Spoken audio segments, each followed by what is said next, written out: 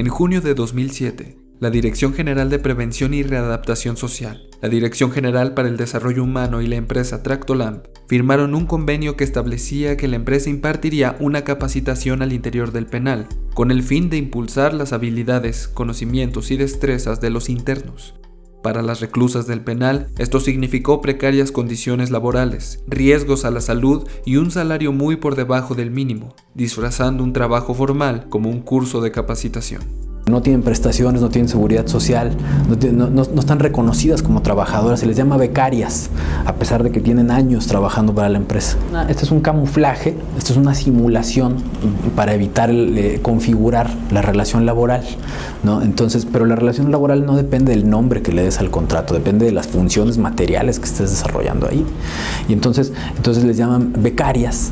Y se hace pensar que todo esto es parte de una capacitación para el empleo después, pero ¿cuál capacitación? Pues si tienen años, 12 años operando ahí, hay trabajadores que tienen 4 o 5 años de antigüedad, entonces pues definitivamente no están capacitándose, son empleos formales, y tan es así que hay una línea de producción, tan es así que los convenios de las autoridades de seguridad pública que permiten que las empresas operen adentro del penal, inclusive contemplan que las becarias o becarios también deben tener un mínimo de productividad.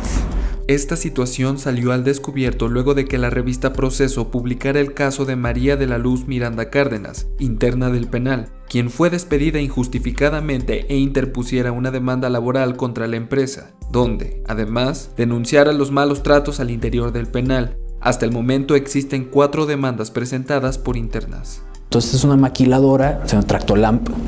Esta maquiladora hace faros automotrices para Ford, para Kenworth y para Dina, ¿no? En particular ahí está fabricando para Ford. Entonces ella es despedida injustificadamente porque era parte de una práctica, digamos, ahí muy común de si no le cualquier cosa que no le pareciera al operador que mandaban ahí, al gerente, digamos, de la producción, pues se despedía porque pues está todo abajo del radar de las autoridades laborales, todo funcionaba así, entonces despiden. Entonces ella sí dice, no, o sea, promovió su demanda históricamente con todo el temor pues de esta maquinaria y estando ahí interna, promueve. Las inconformidades de las personas que han demandado en los tribunales laborales, han sido la falta de reconocimiento de ellas como trabajadoras, el despido injustificado y su inscripción como trabajadoras para que puedan tener derecho a la seguridad social. O sea, para poder cotizar semanas y poder tener acceso después a un crédito al salir del excarcelamiento, precisamente para la reinserción social. O sea, es un tema que abona directamente a poder reinsertarse socialmente en lugar de haber trabajado 10 años para una maquiladora y salir sin nada. Hay 35 reclusas en el penal, las cuales cuentan con un salario de 80 pesos al día, al cual se le resta el 33% que va a un fondo de ahorro manejado por la empresa mediante un fideicomiso de Banorte, restándole solo 53.6 pesos diarios. Debido a las demandas, la empresa amenazó con irse y dejar sin trabajo a todas las reclusas del penal en un intento de presionar a que las demandas fueran retiradas. La incertidumbre creció al desconocer qué pasaría con el fondo de ahorro al que algunas internas habían aportado por hasta 5 años. La semana pasada, como una especie de experimento, les anuncian que la empresa se va. Que primero argumentando que porque le habían comprado unos empresarios americanos. Nosotros investigamos ante el Registro Público de la Propiedad del Comercio, no existe tal compra. Y después argumentaban que había sido por las demandas de sus compañeras. Pero pues, ¿cuáles demandas de sus compañeras? Entonces, finalmente eso no afectaba a su operación. Y entonces crean este simulacro o esta amenaza de que se van a ir de la empresa para ponerlas en contra de ellas. Pero ¿qué sucede? Que las mujeres se unen y dicen, si se van a ir, se pueden ir, pero nos tienen que regresar nuestro fondo de ahorro y nuestras prestaciones pues, por haber trabajado aquí para ustedes. Y entonces ahí se atoran. Y continúan trabajando en la sección varonil. Por eso digo que fue como parte de un experimento, porque no, o sea, si hubieran querido ir, hubieran llegado por sus cosas, hubieran liquidado y vámonos, ¿no? Entonces continúa la maquinaria ahí, continúan ellos trabajando ahí y entonces nada más a las mujeres las pusieron como en espera del tema del fondo de ahorro como para ver qué reacción existía.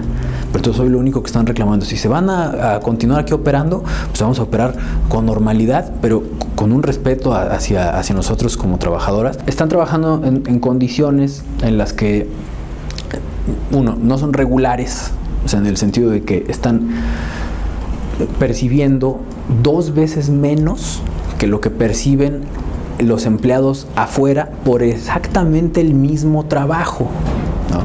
Entonces, punto número 2, este es otro tema, o sea, se incurre en un fraude sindical. ¿Por qué? Porque la fábrica sí tiene un sindicato, pero a este sindicato no le reportan, evidentemente, que tienen otros empleados en una diversa fuente de trabajo, ¿no? Entonces esto es un fraude al sindicato que tienen por acá, y también defrauda a las trabajadoras de acá porque no les avisa cuánto están pagando afuera, que son 2 veces menos. Entonces ya entra ahí tienes una irregularidad. Entonces, ¿de qué tamaño ha sido la evasión fiscal? Pues de impuestos, de contribuciones al Instituto Mexicano del Seguro Social, o sea, al SAT.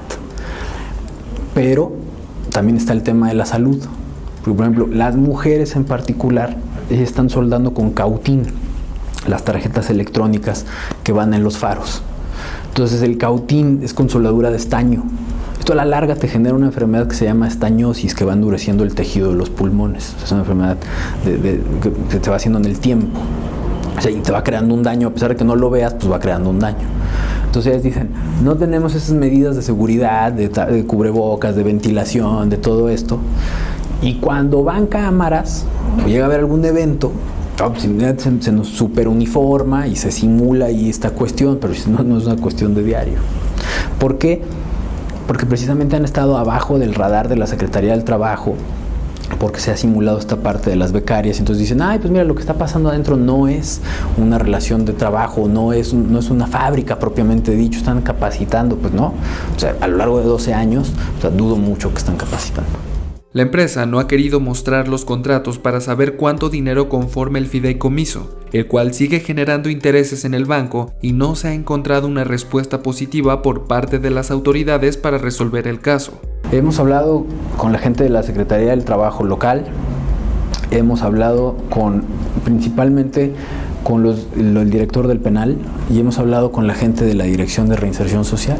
Las intervenciones que hemos tenido con ellos, que han sido 1 o 2, esencialmente ha sido para pedirnos que bajemos el tono de todo esto. Pues ninguna solución, que se baje el tono, que esto pudiera trascender, que ellos no quieren que trascienda. Digo, pues es que no tiene por qué trascender.